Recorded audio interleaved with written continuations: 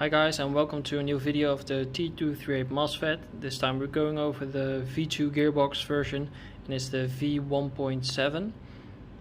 This version is the most recent version. It has the upgraded wires, so they're finally going to have the 16 gauge wires, the ptfe. So really happy with that because that saves a lot of soldering work, which I don't mind, but yeah, if it's drop-in it's way easier. Also, there are 2 points that they use for gel blaster wires for the auto winding of the mags. It's on top of here and on the bottom down there. There are 2 slim wires. I broke them now off already, simply because I use them for airsoft and not for gel blaster, so I don't need them. There wasn't really anything else that I saw that was really different at first, so or at least not different than the V3 version that I did before. The manual itself has let me see, it has one with the functions in them. There also, when it's blocking up, it occurs the system stops working and emits an elongated beep. Sorry about that. English is not my native tongue, so sometimes it's hard. So it is sort of troubleshooting, but it has like 2 types: what was wrong and what kind of beep it is, but not nearly the troubleshooting manual that we need. So I have a Facebook page that's called T238 Mosfet Q&A. We're working on some data to make our own troubleshooting manual or file, so everyone can share their ideas, builds, and issues and solutions for everyone. So if you have any issues, I suggest you can always comment down on my video or go to the Facebook page T238 Mosfet Q&A. That way we can always try to help you out, and if I can help you out, maybe someone else can. So trying to get as much information as possible on there.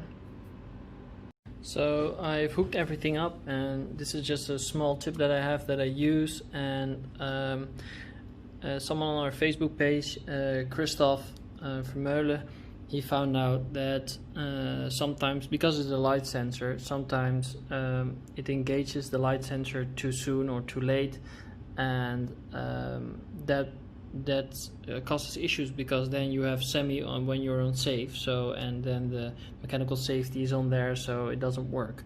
So what you need to do is, or at least the placement of the sticker is really important. He found, or at least he made a very good review or a comment on that one. He made a special post to explain exactly what he did, so I really recommend checking it out if you have any issues with your selector plate or when getting semi or auto function working properly. What he put in his post is that you need to keep the metal plate. In this special in this one I didn't need it, so I removed it, but for him it worked best with his ICS to keep the metal plate on the selector.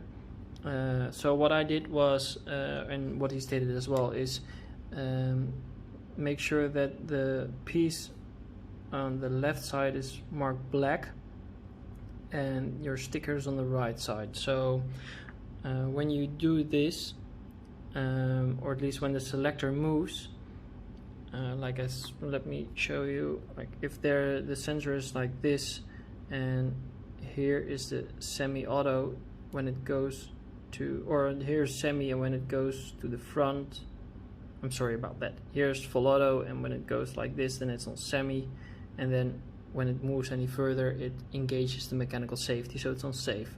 So the point where the black and the white start is really important to determine when semi or auto has to be engaged. So if you have any issues with that, that's probably the issue. So what he stated was, you put or you make this part black and you put the sticker on, and what I like to do is or you fold it completely around it. And what I like to do is, because you have like 4 stickers, you can use multiple. I start using one and use this so I can pull a little bit, so I can see where the safety or where the semi and the full auto is. So as you can see, I hooked everything up. Don't engage the fire selector or the trigger, because otherwise your motor spins crazy fast and tangles up all the wires and probably damages something. So what you do is you put the selector on the backside, so you put it in position, and I don't know if you can hear it if the camera picks it up, but if you move it, you hear it beeping. It only beeps if you go from auto to semi and from semi to auto. So it shouldn't beep if you go into safe. If it does, then that means your safe is or your semi is in the safe position, and that means you need to move the sticker. So for this, what I do before, because sometimes you need to install it, double check it, and then usually you find out that it isn't really working, because sometimes with the selector or the selector switch isn't exactly the same as that the movement is, so it's a little bit more redefined. So yeah, try it first, try it like this, and it should be on the correct position. If not, then adjust as you go if you fully installed it, because it's only the selector switch, so you can just move or just keep the gearbox closed and just move the sticker a bit, so you can remove the safety latch, or at least the backside, so the selector can move.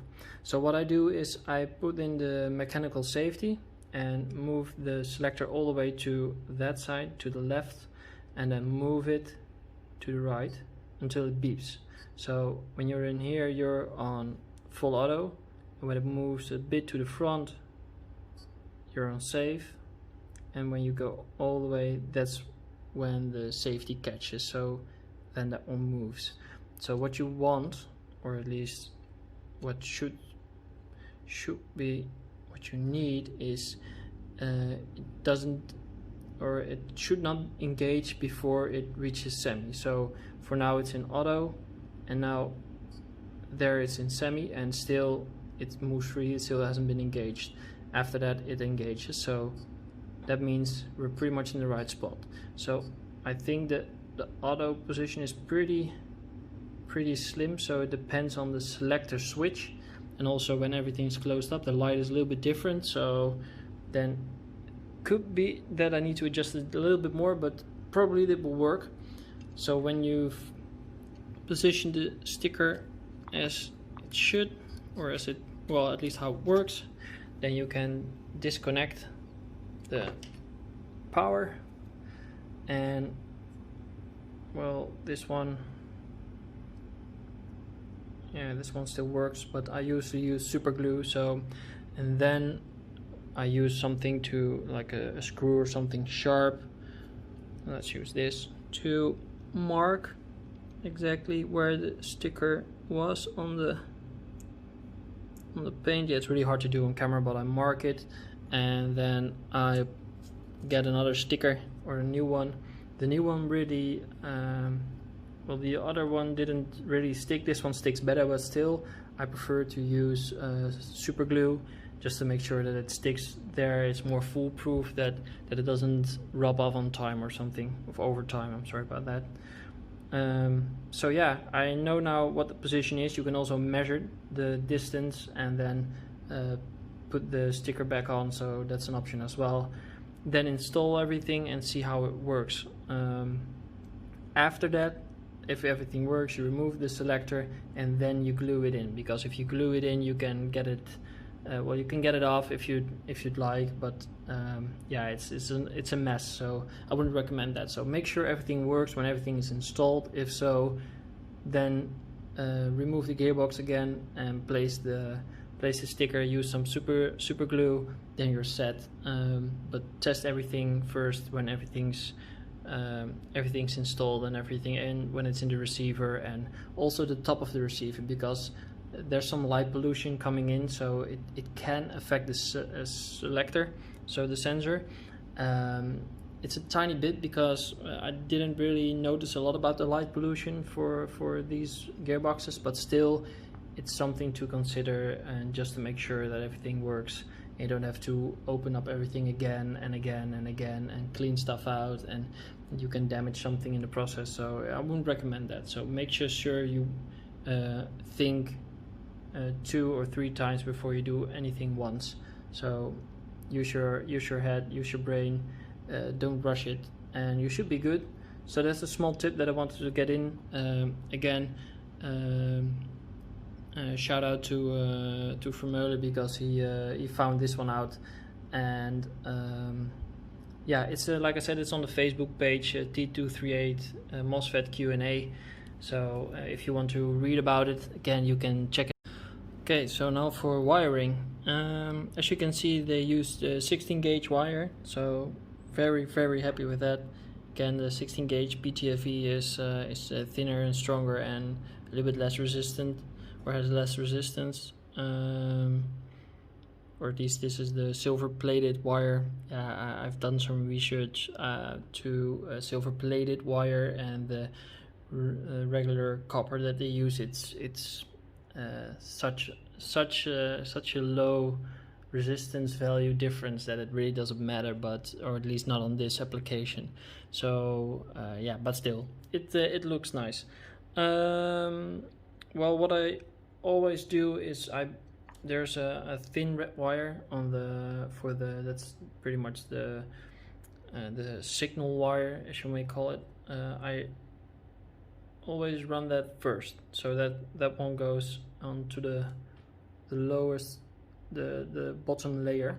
So that one goes in first, and this is because if you place that one in first, it sits lower on the gearbox, and that's really important, because the motor goes in here and it can damage the wires. So if you install everything correct, it shouldn't really damage it, but it could. So just to be sure, that one goes in first, because it's thinner and therefore less insulation, and therefore it can damage easily. So that's why you run the red wire first. And what I like to do is I put the red wire in first, and then I switch over to, or right on here, the thin red wire is attached to the thicker red wire, so it should run down both of them. But I like, exactly on this point, I like to switch them up. So what I do next is I get the black wire that runs from here to the battery. I get that one in, and I use that one to go underneath, and then put the red wire on top. Oh, that one didn't work as it should. There we go. Red wire first. It's really hard to do on camera because the camera is in front of me, so I don't really can see exactly what I'm doing, but I'll try to do it on camera. There we go.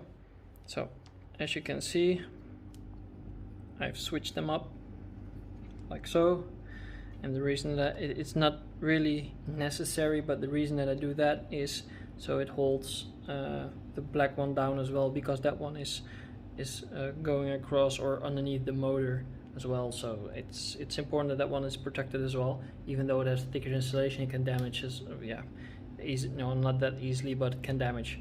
So, and then the last one is the black one for the motor. I run that one on top because it doesn't need to cross anything. It goes straight down. So if you put that one on top, it presses down on the other wires, so it keeps them in place. And as you can see, everything just keeps in place without me touching it. So it could be that with some bends and stuff it pops out, or depending on the gearbox, but this way everything, when it's closed, everything is get pressed down as much as needed. And what you can do then is check, like so, if there's clearance. As you can see, you don't see any wiring when you look inside of this hole. if the wires do pop out sometimes, because that can happen if the grooves are wider or the wires are a bit bent, so they spring out. Close up the gearbox so that everything sits flat, and then look how it sits. If it still pops open, then you need to adjust them. As you can see, I run the wires like parallel, so not on top of each other but parallel, so both of them are flat on the gearbox, so the motor can pass through easily. If this doesn't work for you and you can't get them flat enough and the motor still touches them, or there's a possibility that they can, what you can do is, I'll show you in the other half of the gearbox. Below these wires, so on this side of the gearbox, not on this side, but I'll show you on this side so it's easier for me to explain. You make an incision right there, so the wires can go a bit through the gearbox, so they're sitting inside of the gearbox a bit more, so they can they're sitting a little bit lower, so that ensures that the wires are low enough so the motor can touch them, can touch this. Okay, that's funny enough. Okay, fine. So that is also the reason that I put these wires on top, so it presses the other one down. That's really important, so it keeps everything neat. I like to open up gearboxes and yeah, adjust them and test stuff so the motor gets pulled out regularly. If it doesn't get pulled out regularly, it's not that important, but still you don't want, when you have to remove the motor or you're adjusting motor height, and that it damages the wire. So it's better to do it like this way than any other way. Like, you don't have to switch the black and the red wire, it's not that important, but to run the motor wire on top and the thin red wire first, that is really important. Like the switch that I did, that I put the red wire on top here and the black wire underneath there, that isn't really that important. I do that because I prefer it, but like the motor, the black motor on top, and the thin red wire first, that's really important, so to make sure everything sits flush. And well, yeah, I think that's pretty much it. I think I covered everything that needs to be covered for now. I'm going to put up a video of me test firing, or at least showing you that it works and how you program it, so everything is a bit up to date, because the last one I did is a bit older now. It still is relevant, but I think it's good to show that well, eventually when it works, then how it works, and yeah, I think it will help. So again, I've made a Facebook page. If you have any questions, you can put your questions up there. If you have any issues that you solved yourself, or maybe have some good tips or information, you can post it on there. Please let me know. I know everyone that's we're still a small group of people, but I know everybody that's a member really appreciates all the input and info that they can get. So and also, if you have some issues, post on there. I hope I can help you out, or somebody else will. I think yeah, if we have all the information in one place, I think that's really important, so I don't have to use all the information from all the videos to help different people all simultaneously, but it's because it's really hard to do so with a full-time job, and also with my airsoft checking and reviews that I do. So yeah, I think to center all the information on a Facebook page is really paying off, because everybody can help each other. So I think that's a really good initiative. Yeah, if you would like to join, you can find it on Facebook. And well, guys, see you there. Thanks for watching, and if you'd like it, then give me a subscription or a thumbs up of anything. I didn't used to do reviews, but I start to kind of like them to do. So yeah, well, thanks guys, have a good day. Cheers.